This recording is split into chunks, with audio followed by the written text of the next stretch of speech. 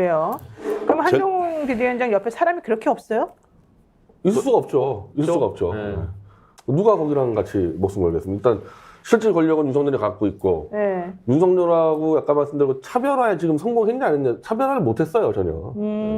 본인들끼리는 감정상에 싸웠을지 모르겠지만은 네. 제3자 국민 볼 때는 여전히 그냥 한패예요 윤석열 한동훈은. 아니 그래서 한동훈 비대위원장이 주변 사람들한테 조언을 구하고 다니는데 제대로 사실 조언해주는 사람도 없을 뿐더러 그냥 하지 마라 이렇게 만류하는 사람들도 되게 많고 오히려 뒤통수 치는 사람들이 지금 있다는 거예요. 그중 대표적인 인물이 윤재욱 원내대표다. 지금 그 얘기 나오지 않습니까? 전기현 대표님, 윤재욱 원내대표는 스탠스가 정확히 어떤 겁니까? 뭐 항상 이기는 쪽, 잘 되는 쪽. 그 잘 되는 국민 잘 되는 것보다는 본인 잘 되고, 본인 잘 되고. 그리고 보수 정치 세력 잘 되는 쪽.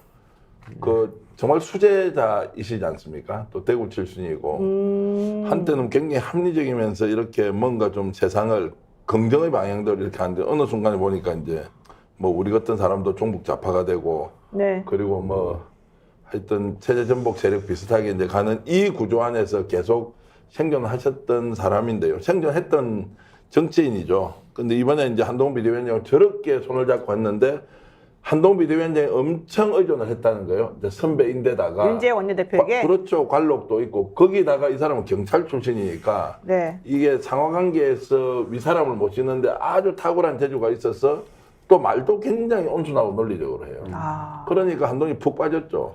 근데 한동훈이 지금은 이제 후회를 많이 하겠죠. 알고 보니까 윤석열 대통령 편인데 결정적인 순간에 용산편, 결정적인 순간에 용산편. 지금은 딱 윤재욱 비대위원장이 어떻게 합니까? 비대위원장이 아니죠. 이제 지금 비대위원장 안 원내대표 한다 그랬죠. 안 한다 그랬죠. 근데 그러면 딱 용산으로 힘이 기울어지니까 비대위원장 주더라도 안 받는 거예요. 초기에는 비대위원장 받으려고 했죠. 그렇죠. 그런데 이제 지금은 딱 주는데도 못 받겠다고 하는 것은 이미 판이 정진석 실장 중심으로 정리돼 버렸고 내가 뭔가 하더라도 아무런 저게 없다 이런 생각을 했을 거니까 한동훈하고도 멀어지고 결국 대통령실과 적정한 관계를 유지하는 것 그건 뭡니까? 그러면 이제 권력을 쫓아서 뭐 이렇게 사는 그런 유형이다. 저는 이렇게 봅니다.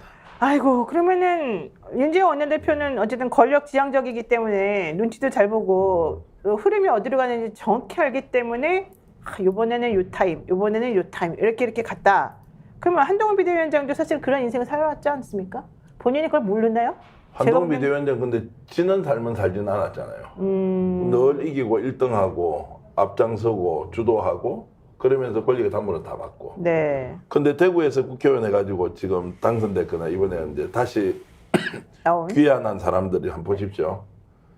야, 그 공천 과정이 얼마나 피가 터졌겠어요. 얼마나 그렇죠. 어려웠겠어요. 그렇죠. 그런 사람들이 왔을 때는 생존의 방식이 완전히 다르다. 그러니까 비닐하우스에서 그냥 온실의 화초처럼 큰 사람들이 사는 거하고 야생의 막 이런 정글 같은 세상에서 대구 경북에서 공천을 받는 행위에 익숙한 사람들. 그분들은 하나같이 대통령이 되는 꿈이 없잖아요. 대구에서 공천만 받으면 되니까. 그렇죠. 이렇게 사는 사람들하고 이제 딱 비교를 하면 너무 차이가 많이 나고요. 그리고 제가 대구 경북의 국회의원들, 저도 그쪽 출신이지만 존재감 있는 국회의원들이 누가 있습니까? 실제로 존재감 있는 국회의원 누가 있냐고요. 그냥 그렇게 다 그냥 뭐 되는 대로 하는 거고 안 주면 안 되는 대로 그냥 또 붙어서 살고 이렇게 하니까 홍 시장이 저렇게 하는데도 비판하는 국회의원이 25명 중에 한 명도 없어요. 한 명도 없어요. 네. 이젠 대구 쪽에서는 국회의원 아마 국민들은 유영아 한 명 정도 기억할 겁니다.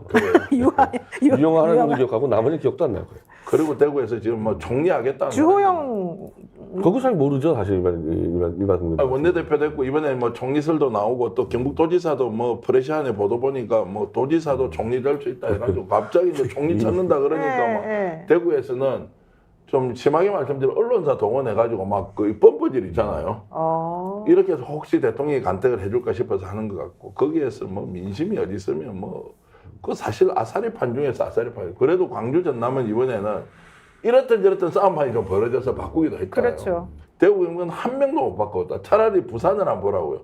부산에는 국회의원들이 국민의힘이 전투력이라도 있어요. 제대로 막 물고 뜯고 그렇죠. 싸우고 이런 야당하고 게 있잖아요. 싸우면서 된 그런 거니까. 것들은 대구 경북은 온순합니다. 온순해요? 온순해요? 온순하죠. 왜냐면 그렇게 하는 것이 손해기 때문에 굳이 나서서 복잡하게 인생 살 필요 없다 이렇게 이제 하니까 문제는 뭐냐. 대구 경북은 맨날 그냥 전국 꼴등이에요.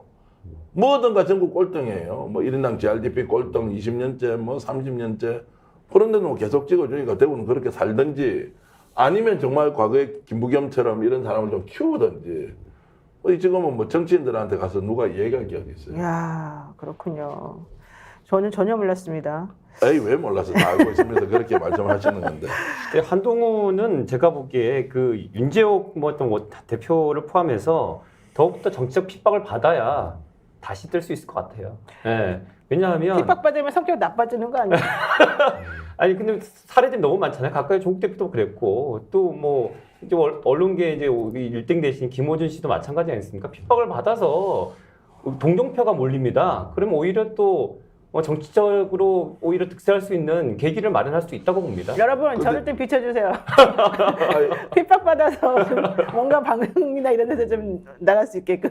아니 근데 핍박도 종류가 있죠. 자기가 뭔가 이제 이렇게 세우다가 핍박을 받으면 네. 그게 효과가 있어서 어느 정도 세력의 교합을 할 수 있겠지만 한동훈 비대위원장은 처음부터 자기가 세운 게 아무것도 없잖아요. 남이 만들어 놓은 그렇죠. 그냥 기대 들고 그렇죠. 가다가 그 기대에 자기가 엎어졌는데 네. 이 기대 원래 내 거야 이렇게 막 주장하면서 이제 하면 지금 일시적으로는 반응이 있겠지만 그게 실제로 자기가 주도하는 정치 세력화까지 간다 좀 어려울 것 같고요. 그래서 네. 제가 좀 유심히 보는 거는 조중동이 이제 한동훈 비대위원장을 어떻게 보고 할 거냐 이런 것도 굉장히 중요한 거고 지금 뭐 계속 윤석열 대통령 아예 아웃시키고 있는 분위기에서 그렇죠.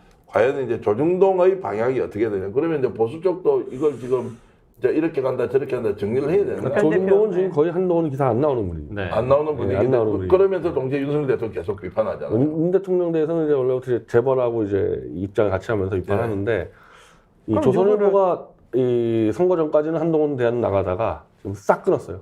그럼 다음에 대안은 이제 누구를? 이준석 밀고 있습니다 지금.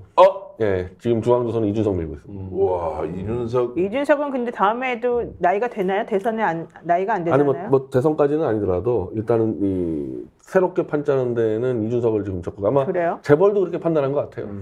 정기대 전에 이준석 따지면 만 40세 나이도 가능한데 그래요? 가능하죠. 한동훈 비대위원장은 그러면 자생력이 없고 앞으로는 가능성이 별로 없다는 게 지금 두 분의 예전에 얘기라면 그 2인자였던 김종필이나 노태우만도 한참 못하는. 왜 그런 거야? 성격이 안 좋아서 그런 거예요? 왜 그런 겁니까? 아니 그러니까 같이 이제 어쨌든 김종필은 박정희 네. 할 때 같이 만들었지만. 동업자도 했었는데 근데 엄청난 탄을 받았죠 박정희한테. 네. 그래도 이걸 차별화 못해가지고 결국 2인자로 머물렀었고 노태우 같은 경우 승계했었는데 그 정도 기여도도 없는 거예요 한동훈 같은 경우. 그러니까 지금 한동훈 비대위원장 같은 경우에는 네. 대통령을 직접 만나서 부르면 가가지고 자기 할 말을 해야죠. 그러면. 네. 그렇죠. 근데 가지 않으면서 이게 이제 또 전문용어로 쓸까요? 경상도 사투리로 삐돌이라고요. 삐돌이 삐졌다. 들어보셨죠? 예, 삐졌다. 삐졌다. 예. 그러면서 하니까 사람들이 야 그럼 직접 만나서 얘기를 하든지 아니면 안 가면은 안 가는 이유를 명확하게 하든지 그 몸이 안 좋아서 오늘 안 갈래요. 그러면서 자기 비대위원들 밖에서 만나. 이 정치적 행위가 그리고 페이스북에다가 이상한 말 써. 막 아니, 읽는 그러니까 것처럼. 이게 대중들한테는 이제 싸움을 하면 제대로 체급을 갖춰서 싸우든지 아니면 체급이 적더라도 뚫리게 맞을 각오하고 할 말하고 그냥 어퍼컷이나 한 게 뭐 헛방이라도 날리더라도 해야 되는데 그런 게 없는 상황에서 그냥 막연하게 한동훈 비대위원장 지지율 어떻습니까? 아마 네. 국민 다수는 보수 지지했던 사람은요. 윤석열 대통령과 한동훈 비대위원장이 여전히 친하다고 착각할 수도 있어요. 아. 비대위원장 했기 때문에 예. 그렇게 해서 지지를 하는 것일 수 있기 때문에 현재 선수가 실제로 파이팅을 할 만한 자기 기량을 갖추고 있지 못하다. 그렇기 때문에 미래는 매우 불투명한데 그래도 저런 상태로 스픽스가 말하는 언론입니다. 대세는 유튜브, 그중에서 스픽스. 좋아요, 댓글, 구독, 알림 설정. 여러분이 저희를 사랑해 주시고 우리가 여러분을 사랑하는 4가지 방법입니다.